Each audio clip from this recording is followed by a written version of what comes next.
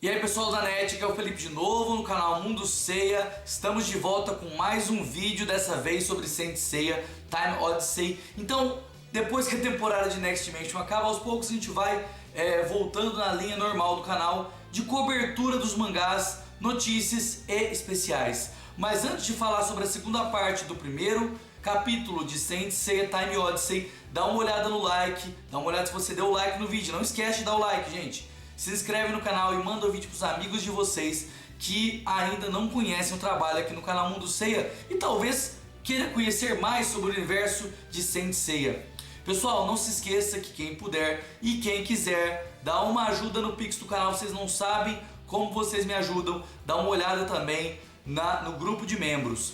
Para quem for membro do canal ou fizer uma doação no Pix acima de R$8, tem direito a entrar no grupo de WhatsApp do canal Mundo Seiya. Você tem apenas que fazer a doação e me avisar, ou pelo Facebook ou pelo Instagram, né? Mundo Seiya, são páginas que eu não atualizo muito, mas chega a notificação aqui pra mim. Então só me atualizar, só me informar lá. Também dá uma olhada nos links do Amazon. Vocês podem comprar mangás para vocês nos links do Amazon, mangás de Saint Seiya e outras coisas também. E dessa maneira vocês me ajudam de maneira indireta. Pessoal, vamos lá fazer o review da parte 2 de Time Odyssey, né? Pra quem não sabe, Time Odyssey é a HQ francesa, né? Feita pelo fã, né? Jérôme Melchior. Feita por um fã, porém é um produto oficial da série, não é uma coisa, não é um fanzine, né? Nós sabemos que Jérôme Melchior era um fã, né? Mas ele foi autorizado, ele foi encarregado pela Akita Shoten do Japão e pelo mestre Kurumada para fazer essa obra chamada Saint Seiya Time Odyssey. Então vamos lá?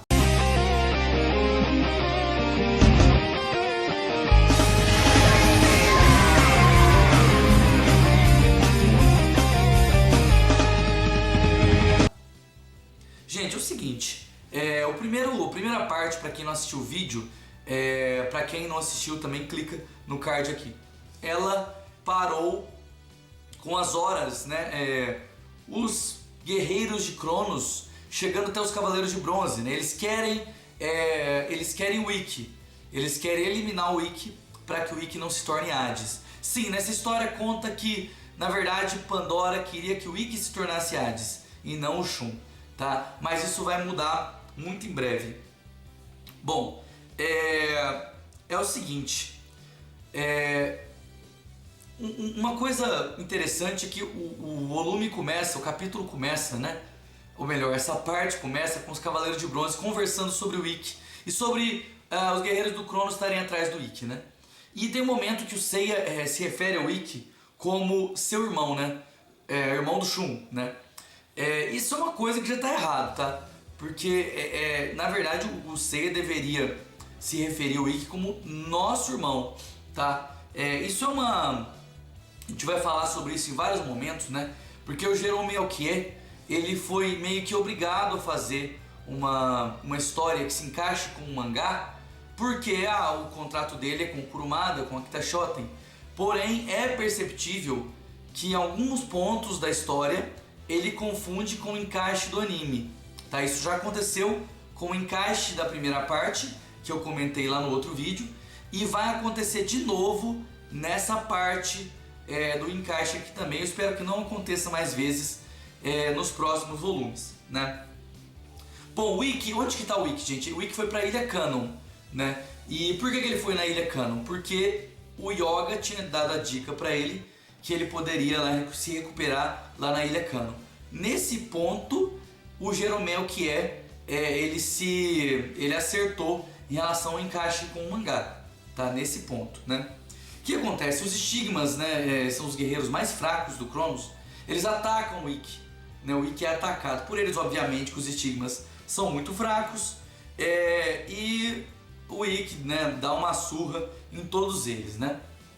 Bom, e aí chegam inimigos mais fortes para atacar os Ikkis, né? Para atacar o Ikki, que são as três Moiras, as Irmãs do Destino. E nessa história, pelas imagens aqui que nós sabemos, as Moiras são 3 das 12 horas, né? As Irmãs do Destino fazem parte das 12 horas. Quando eu vi inicialmente, eu achei que não, achei que as Irmãs do Destino, as três irmãs, né, elas não seriam par das 12 horas, mas elas são sim parte das 12 horas. E elas puxam o Ikki, né? Elas pegam os fios do destino e puxam o Ikki para uma realidade paralela, né? Uma realidade paralela não, um espaço, uma dimensão à parte ali. Eles chamam aquela dimensão de Erebor, né?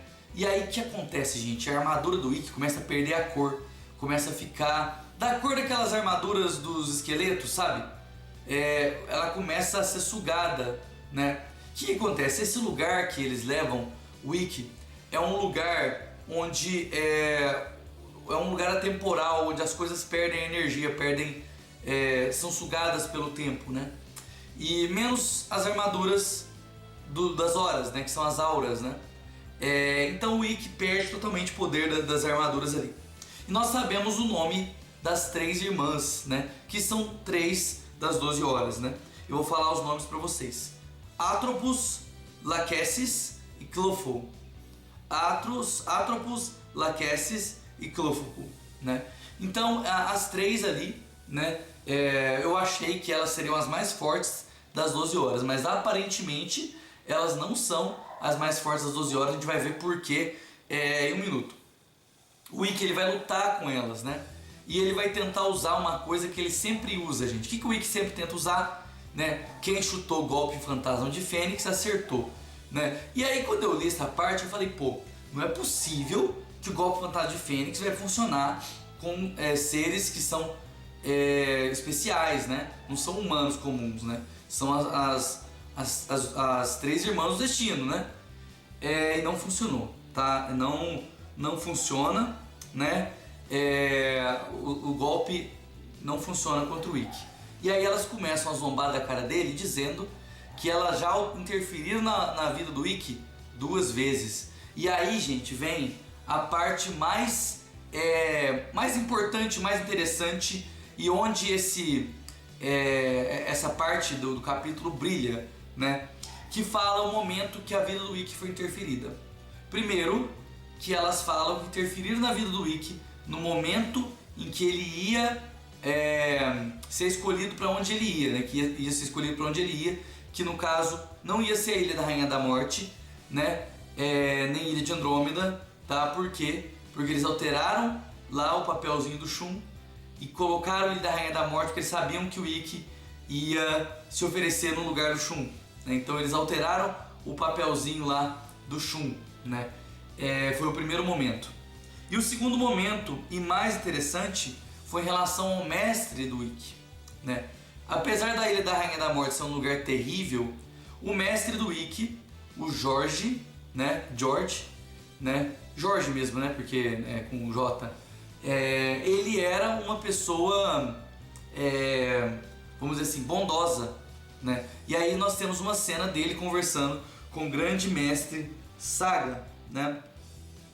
Então o que acontece? O Saga, ele queria que o Jorge treinasse um homem na Ilha da Rainha da Morte pelo ódio, né? Mas o Jorge, ele não vai querer isso, né? Ele não vai querer isso, né? Então acontece aquele conflito entre o Jorge e o Ikki, né? Entre o Jorge e o grande mestre, né?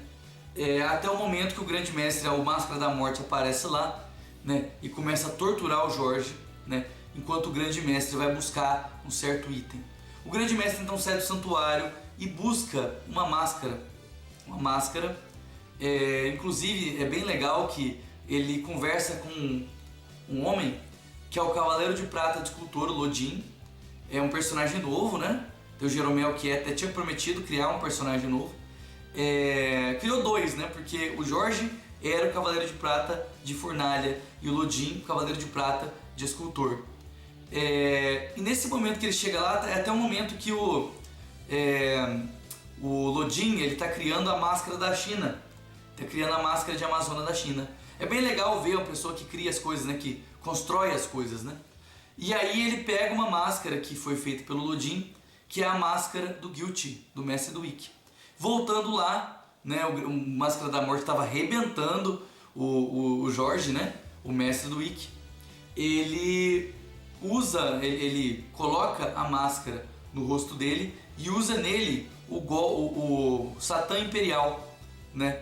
E aí o Satã Imperial deixa o mestre do Ikki doido, e aí o mestre do Ikki obedece o que o grande mestre falou, de treinar um cavaleiro, né? Treinar o cavaleiro de Fênix pelo ódio. Em um certo momento a gente vê que tem dois estigmas ali, dois guerreiros, não, na verdade são elas mesmas, são as auras ali. Elas estão conversando com o Saga, né? E fazendo uma barganha com ele, né? Prometendo, né, que o domínio dele vai aumentar muito se ele fizer isso. Então, quer dizer, mostrando que o Cronos estava por trás de tornar o Ikki um cavaleiro, né, feito pelo ódio, tornar o Ikki um cavaleiro guiado pelo ódio, né? Então foi tudo uma coisa que o Cronos planejou, né? Colocou o Saga no meio, colocou até o Máscara da Morte no meio, mas foi tudo arquitetado pelas auras e pelo Cronos, né? Bom, nesse momento, né, que o Ikki descobre tudo isso, né? Também por que os vilões têm que contar o plano para os heróis, né? O Ikki levanta, né, com muita energia e com muita raiva também, porque ele percebe que o mestre dele não era mau, e ele percebe também que a sua amada Esmeralda morreu por conta disso, né? A sua amada Esmeralda morreu por conta de um plano feito pelas auras, né? E aí a armadura de Fênix, né, que é a armadura que renasce das cinzas, começa a renascer das cinzas dentro do Erebor e começa a ficar mais forte, né? Ela começa a ganhar uma cor negra, né? Mas não é ela não fica sem cor, né? Ela começa a absorver ali a energia do Erebor, né? E aí ele usa um golpe lá e derrota a Clofo, né? A Clofo é derrotada. Não morre não, tá? Mas ela é derrotada. E derrota a outra também. Derrota duas das irmãs, né? A última irmã, ela tenta fazer uma barganha com o Ikki, gente. Ela tenta dizer ao Ikki que caso ele aceite perder a vida, a Esmeralda vai ser revivida. Que ela consegue alterar o fio do destino da Esmeralda, que estava destinada a morrer, e trocar pela vida do Ikki, uma vida pela outra, né? E aí, obviamente, que tem aquele draminha, o Ikki vai ficar um pouco balançado, né?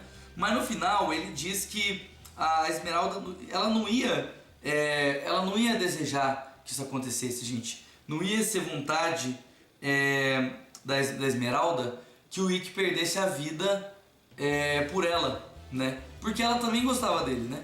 Então o Ikki, ele não aceita e acaba também dando golpe ali na última das três irmãs, né?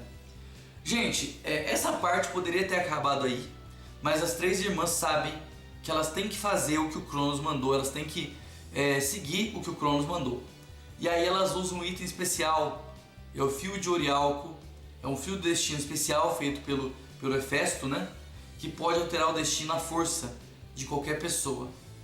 E aí, gente, elas alteram o passado do Ikki, né? Vamos lembrar que para alterar o futuro, elas tiveram que fazer um monte de gambiarra lá atrás. Não foi assim, estalando os dedos, né? Mas agora, estalando os dedos, elas alteram o passado e alteram o fato de Pandora ter escolhido o Ikki. E agora Pandora escolhe o Shun e não o Ikki lá no passado, né? Para isso, as três irmãs têm que sacrificar a sua vida. Então pode riscar aí 3 dos 12, tá? 3 das 12 horas já foram para o saco, tá? Então nos próximos 4 capítulos aí de Time Odyssey, os 9 vão ter que morrer, né? Mas nesse momento, 3 dos 12 já morreram por conta disso. O Ikki no final, a armadura dele no último combate ali, começa a recuperar a sua cor, dá pra ver claramente na imagem, né? Mas quando o Ikki volta do Erebor, ele acorda lá fora do Erebor, ele já acorda com a armadura com cor alaranjada, a cor normal, né? Da armadura do Ikki. E a Athena e os 4 estão ali, né, falando com ele, né? E você percebe que o Ikki perdeu a memória. O Ikki perdeu a memória, mas não... As coisas que aconteceram e elas valeram. E a gente percebe uma coisa diferente aí. O Shun está com o colar de Hades, né? O colar que diz Yours Ever, seu para sempre, né? Está com o Shun. Então você percebe lá no começo, comparando com o final, que a linha do tempo foi alterada e agora o Shun é o receptáculo de Hades, né? Gente, eu acho que esse é o capítulo, tá? Você pode considerar aí uma inconsistência, vou falar agora, não falei durante o resumo, tá?